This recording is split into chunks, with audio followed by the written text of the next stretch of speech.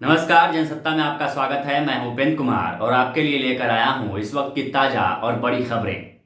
सरकार ने आम लोगों को महंगाई से कुछ राहत देने के लिए बुधवार को महत्वपूर्ण कदम उठाया। ईंधन के दाम रिकॉर्ड स्तर पर पहुंचने के बाद केंद्र ने पेट्रोल और डीजल पर उत्पादन शुल्क में 5 रुपये और 10 रुपये की कटौती की है।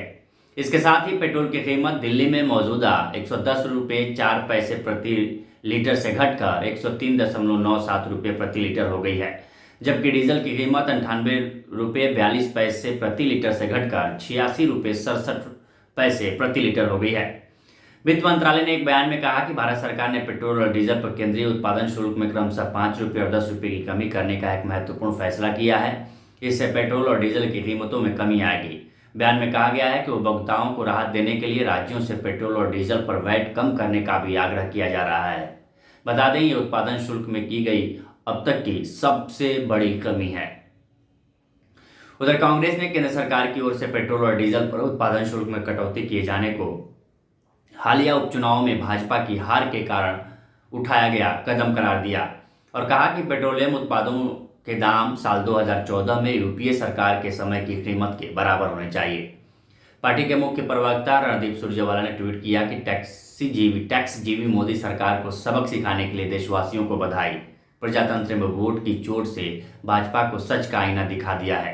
उन्होंने सवाल किया कि याद करें कि मई 2014 में जब पेट्रोल 71 रुपये 41 पैसे और डीजल 55 रुपये 49 पैसे प्रति लीटर था, तब कच्चा तेल 105 रुपये 71 पैसे प्रति बैरल था।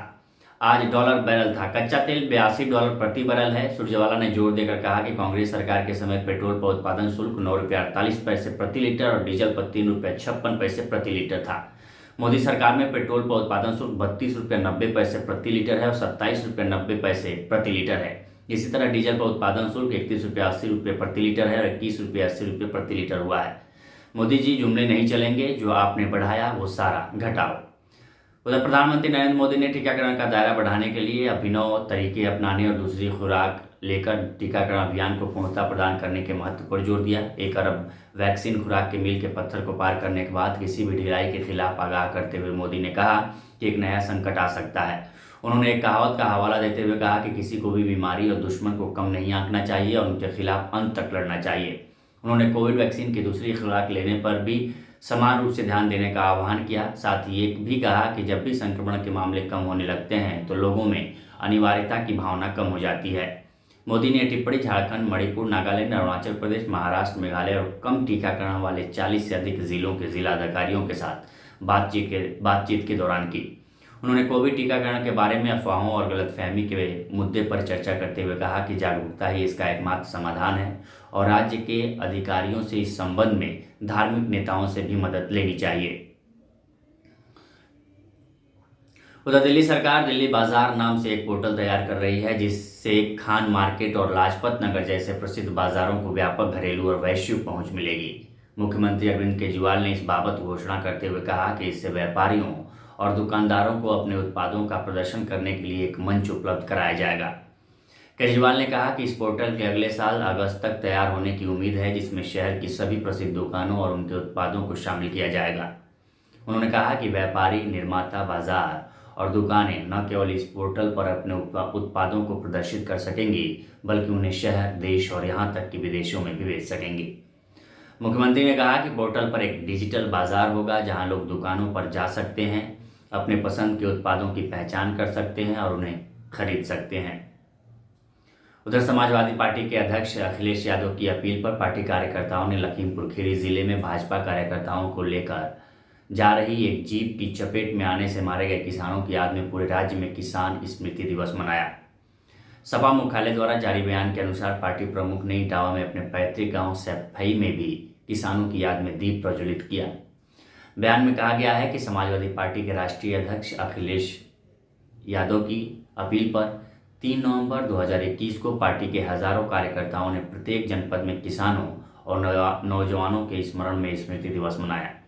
अखिलेश यादव ने सैफई में स्वयं किसानों की स्मृति में एक दिया जलाया। अखिलेश यादव ने कहा कि लखीमपुर खीरी में किसानों और नौजवानों को बेरहमी से जीप से कुचलकर मार दिया गया। इनकी शहादत की स्मृति में एक दिया जलाकर श्रद्धांजलि अर्पित करना है। सपा मुख्यालय में राष्ट्रीय सचिव राजेंद्र चौधरी ने एक दिया जलाकर शहीद किसानों नौजवानों को श्रद्धांजलि दी। वहीं प्रदेश अध्यक्ष नरेश उत्तम पटेल ने कानपुर में दिया जलाया। इस अवसर पर राज्य भर के अलग अलग जनपदों में हजारों कार्यकर्ताओं ने एक दिया जलाकर किसानों को श्रद्धांजलि दी। उधर लगातार 2 मैचों में मिली बड़ी हार के बाद आखिरकार टीम इंडिया ने T20 वर्ल्ड कप में जीत का खाता खोल लिया है। टूर्नामेंट के 33वें मुकाबले में भारत ने अफगानिस्तान को 66 रनों से हरा दिया। टॉस हारकर पहले खेलते हुए भारतीय टीम ने शानदार खेल दिखाया और 20 ओवरों में 2 विकेट के नुकसान पर 210 रनों का विशाल स्कोर बनाया, जिनमें रोहित शर्मा ने 74 रन और KL राहुल ने 69 रनों की शानदार पारी खेली। वहीं 211 रनों के टारगेट का पीछा करते हुए अफगानिस्तान ने 7 विकेट के नुकसान पर 144 रन ही बना सकी और 66 रनों से मैच हार गई। बता दें, टीम इंडिया के प्लेइंग 11 में 2 बदलाव करते हुए ईशान किशन और वरुण चक्रवर्ती की जगह सूर्य कुमार यादव और R अश्विन को मौका दिया गया था। वहीं अफगानिस्तान ने असगर अफगान के स्थान पर शराफुद्दीन अशरफ को टीम में शामिल किया था।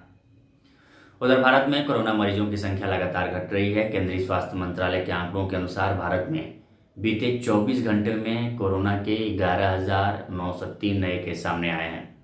इसके साथ ही देश में कोरोना संक्रमितों का कुल आंकड़ा बढ़कर 3,43,08,140 पर पहुंच गया है। बता दें, पिछले एक दिन में कोरोना से करीब 311 मरीजों की मौत हुई है, जबकि कोरोना से कुल मरने वालों की संख्या बढ़कर 4,59,191 पर पहुंच गई है। वहीं देश में कोरोना के एक्टिव मरीजों की संख्या 1,51,209 रह गई है। अभी के लिए बस इतना ही। बाकी देश दुनिया की तमाम खबरों के लिए बने रहिए जनसत्ता के साथ। और हाँ, दिवाली की ढेर सारी शुभकामनाएं। अपना ख्याल रखिए।